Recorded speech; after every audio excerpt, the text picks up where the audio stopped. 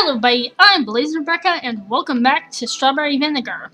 So we've been introduced to Licia. She's a little demon who's going to reap our soul if we don't give her food, so we're going to let her stay here and give her food. And of course we have to introduce her to the family, of course, because, you know, that's logic.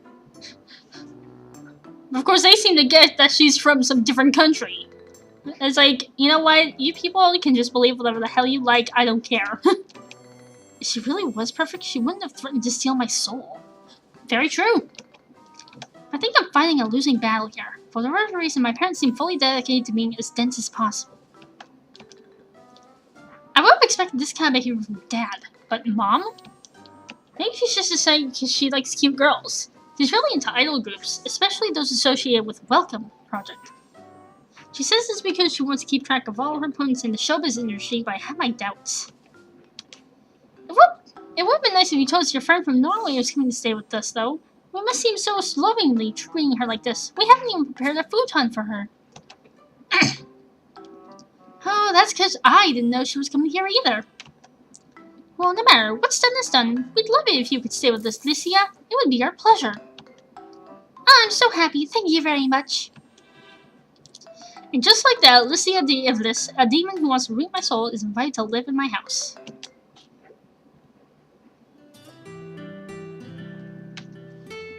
Ray, what's that? That's my stuffed alpaca. His name is Gil.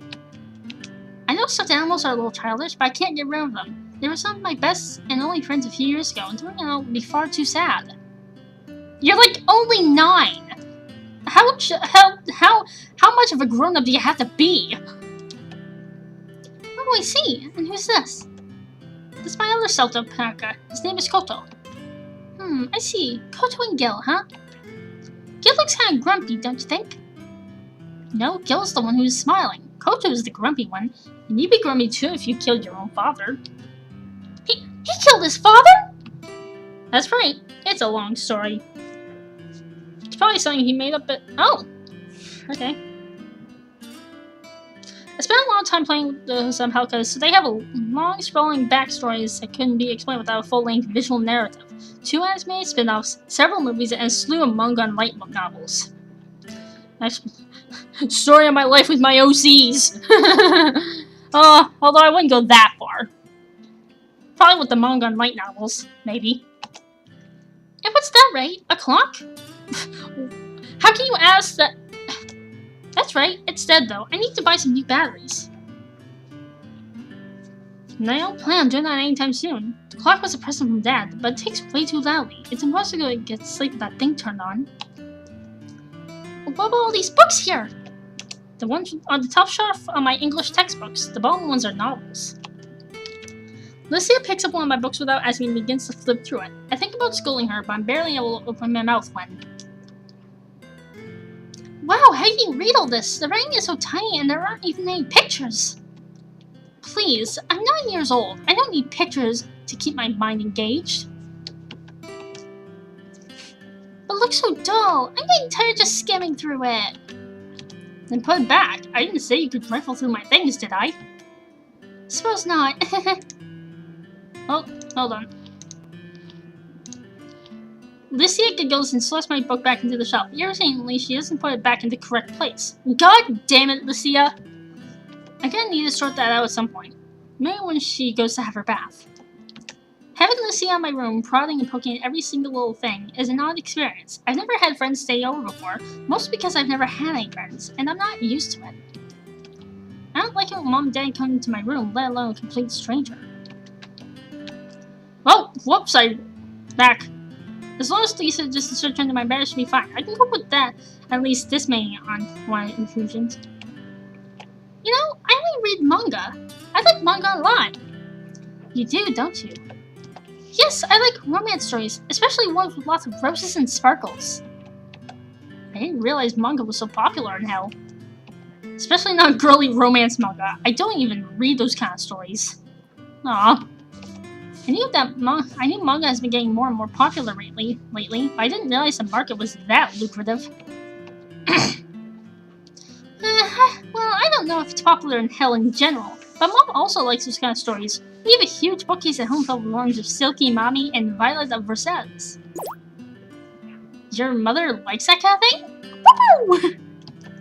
Yeah, she loves Japanese culture. We even have a bonsai tree in our garden. A pause. It keeps dying though, since the air in hell is filled with sulfur.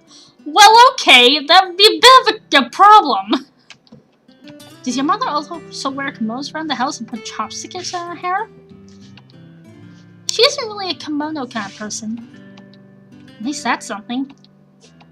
She prefers to dress up as cute characters from anime and manga. That's even worse than I thought. Japanophilia? What? It's a scary thing. It hasn't just reached the wrestling world, it's also managed to pollute hell itself. Hey, we're all going to hell someday. Oh, I should not have said that. Why must I, a cute innocent girl of only 9 years, live in such a corrupt world? Because you're fucking cynical? Sorry. So is that why you can speak Japanese? That's right, Mom insisted. She said all of her daughters had to learn the language. I grew up watching anime and reading manga. I suppose that answers one question then, and I was beginning to wonder whether conveniently Japanese was the most common language amongst the denizens of hell. Now that I know Licia and by extension her family must be a special case. What language do you usually speak in hell then? English, of course. Of course. If you're in the business of ferrying souls, it makes sense that you want to speak one of the most common languages on Earth. Anyway, don't you think you should be going out for a bath now? It's getting late. And I want to put my bookshelf back in order. I know the book still isn't in the right place and it's still bothering. Sure, I used to washing in sulfur, so having a bath in a human house sure sounds fun. Well, there's no sulfur here, but far be it for me to judge, but bathing in sulfurous water doesn't sound appealing at all. That sounds dangerous. Are you going to come too, Ray? I will when you finish up. But I thought all Japanese people bathe together. It's what Mom said. You have all those hot springs, right? Like the ones in hell, but with less brimstone? Yeah, but this is a home, not a hot spring. People might bathe together in hot springs, but there isn't a hot spring in my house. We just have a plain, ordinary bathtub. But it's big enough to share, right? Even if it is big enough to share, I don't want to. Sorry to break to you, but I don't feel comfortable bathing with somebody I've only known for a few hours. But I like baking with other people. I always do that at home. Yeah, well, need I remind you, you ate my goddamn cookies when I first met you, you little thief. Because you're with your family at home. I used to bathe with my parents too, but I haven't in years. I'm hardly gonna break with tradition and bathe with you. What do you mean years? You're only 9. Are you sure about that? I don't know, I feel like there's gonna be a tough...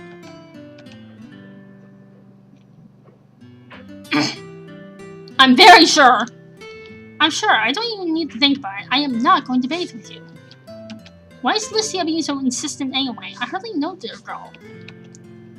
If she weren't so innocently clueless, I could probably sue her for... Oh my god.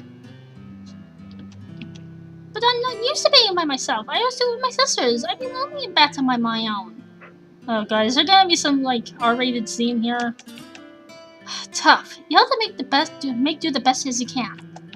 Boo. Well, it probably wouldn't be a nice bathing with you anyway. Burn. And what do you mean by that? My makes it so really nice and soft and cushiony. In comparison, you're kind of not. Oh. What are you expecting? I'm only 9 years old. If you haven't bathed with somebody cushiony, why don't you go pester my mom? Speaking of the devil! Oh my, did somebody say my name?